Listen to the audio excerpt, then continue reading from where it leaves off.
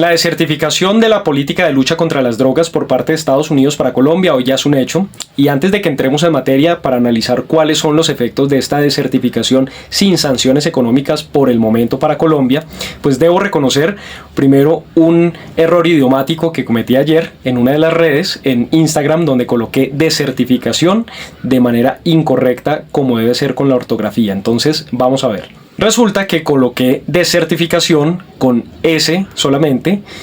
y esta palabra tiene una S y una C. Desertificación con una sola S significa al proceso mediante el cual la tierra está en un proceso de degradación al punto de quedar seca totalmente, un proceso en la cual la tierra se convierte en un desierto. Por el contrario, desertificación con SC se refiere al proceso mediante el cual un actor no certifica o no avala una acción de otro actor en cualquier materia de la que estemos hablando. Bueno, y luego de hacer esta aclaración idiomática, antes de que llegara el profesor Superó para corregirme en este punto y en quién sabe cuántos puntos más, pues ahora sí entremos en materia de lo que es la desertificación propiamente de la política de lucha contra las drogas por parte de Estados Unidos hacia Colombia.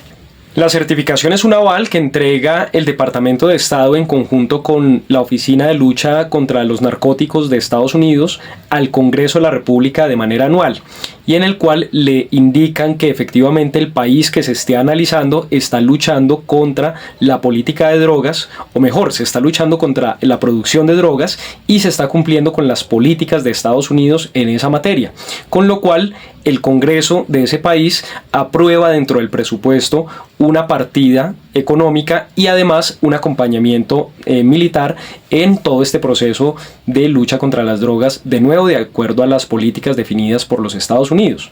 Estas políticas inician en 1961 con el gobierno de John F. Kennedy y se han venido modificando en distintos momentos. En los años 80 hubo varias modificaciones y comenzando los años 2000 hubo también dos grandes modificaciones a esta política de lucha contra las drogas. ¿Qué ocurre cuando un país se desertifica? Pueden ocurrir varios elementos, por ejemplo, que no haya un desembolso económico en el presupuesto que aprueba el Congreso de los Estados Unidos cada año para ese país, en este caso para Colombia. Y un segundo punto es la no cooperación militar o la no cooperación también de policía que se hace por parte de Estados Unidos con el país al que se le esté acompañando en esa política antidrogas. Un punto que casi no se toca también, pero que es muy importante, es que de esta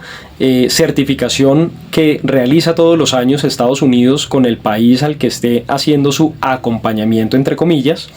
pues se desprenden también el apoyo que da Estados Unidos en las instituciones financieras internacionales, como es el Fondo Monetario Internacional o el Banco Mundial. Los países que no son certificados pueden ser también objeto de una oposición por parte de Estados Unidos con préstamos que puedan hacerse por parte del Banco Mundial o el Fondo Monetario Internacional. Es decir, esto es una cadena en la cual Estados Unidos funge pues como un país el cual tiene bajo su mandato la decisión de qué hacer o no con no solamente restricciones desde el punto de vista de su política antidroga, sino también económicos, financieros y entre otros elementos, cómo funcionan pues los imperios en el transcurso de la historia. Bueno, ¿y qué ha hecho Colombia para cumplir con esta exigencia definida por parte del Departamento de Estado y de Washington en materia de política antidrogas? Pues lo cierto es que Colombia ha hecho todo para que esta hoja de ruta sea atendida al pie de la letra por cada uno de los gobiernos que han pasado durante décadas en este país. Y para esto entonces tendríamos que analizar si el gobierno de Gustavo Petro ha sido continuista con las políticas de los anteriores gobiernos en materia de lucha antidrogas o no ha sido continuista. La realidad es que el gobierno de Gustavo Petro lo ha sido, a pesar de las críticas que también son ciertas en materia de lucha contra las drogas. Y es que de acuerdo con cifras oficiales, Colombia registra un récord en incautaciones de cocaína. Por ejemplo, en el año 2024, de acuerdo con RTBC, 889 toneladas de cocaína fueron decomisadas, 5.261 laboratorios fueron destruidos y 183 personas fueron extraditadas, o sea, primero fueron capturadas y luego extraditadas hacia los Estados Unidos. Las cifras también demuestran que las incautaciones, especialmente de clorhidrato de cocaína, han sido muy superiores en los últimos 10 años sobre la incautación de pasta base, que no ha sido tan importante en las incautaciones en estos últimos años.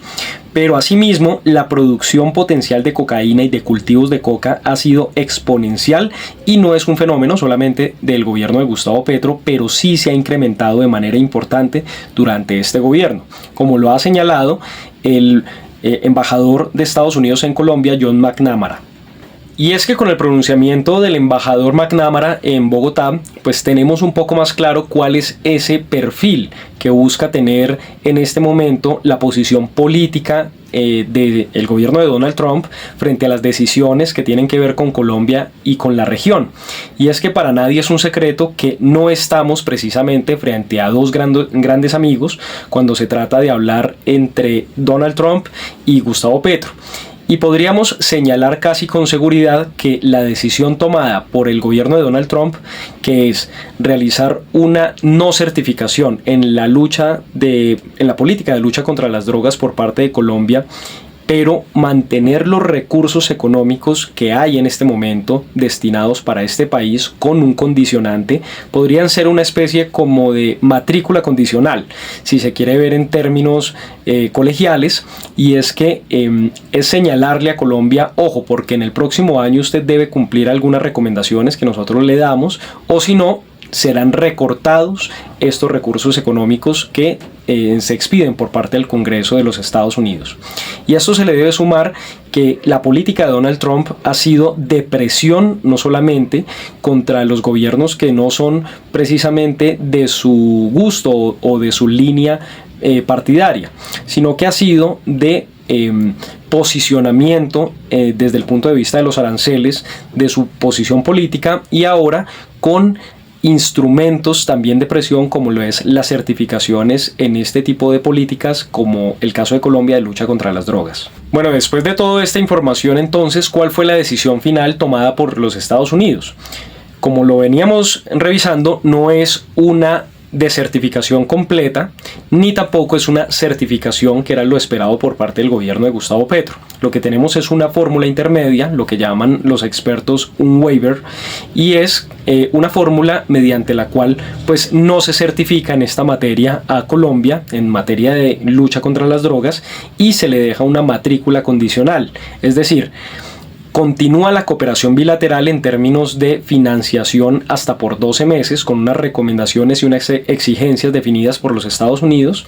pero con las exigencias que, de no desarrollarse en estas próximas acciones, pues en los próximos meses puede ser revisado por parte del Departamento de Estado y puede ser esa desertificación acompañada por recorte de recursos que pueden ir en el orden de cooperación militar o cooperación en lucha contra las drogas, hasta inversiones en términos de lo que ha sido dependiente Colombia durante décadas en términos de asistencia económica, social, asistencia también en infraestructura civil, o incluso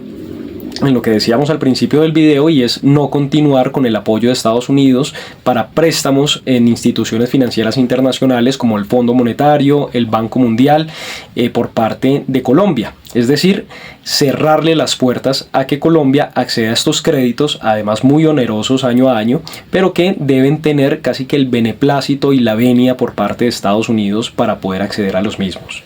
Bueno, ¿y cuáles son entonces las críticas a este modelo de lucha contra las drogas determinado desde los Estados Unidos, y cuáles pueden ser las alternativas en adelante?